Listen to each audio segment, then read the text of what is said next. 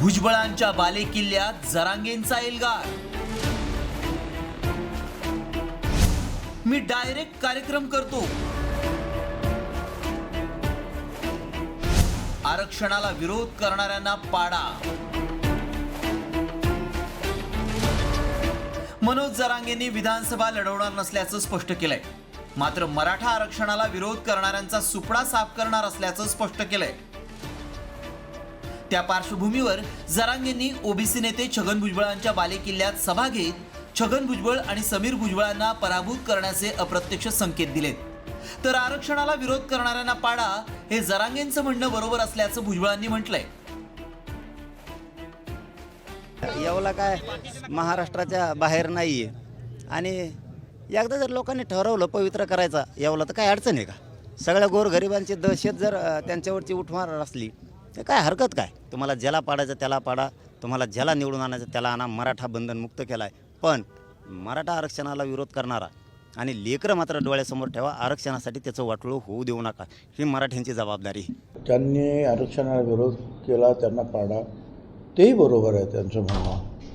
त्याचं कारण असं आहे की शरद पवार साहेब, उद्धव ठाकरे साहेब, काँग्रेस, फडणवीस, शिंदे, अजितदादा, आम्ही सगळे कोणीच मराठा आरक्षणाला विरोध करत नाही। मी ज्यांची नाव घेते सगळ्यांचं म्हणणं एकच आहे की वेगळं आरक्षण द्या, त्याच्यामुळे तो प्रश्नच येत नाही।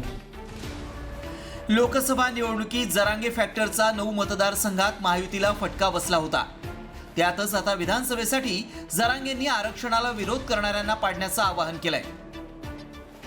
यावेळी जरांगेंचा रोख भुजबळांच्या दिशेनं होता, त्यामुळे अप्रत्यक्षपणे जरांगेंनी माणिकराव शिंदेंना पाठिंबा देण्याचे संकेत दिलेत। मात्र येवल्यातील 2019 मधील मतांचं समीकरण कसं होतं ते देखील आपण पाहूया। 2019 मध्ये राष्ट्रवादी काँग्रेसच्या छगन भुजबळांना 1,26,237 मतं मिळाली, तर शिवसेनेच्या संभाजी पवारांना 69,712 मतं मिळाली।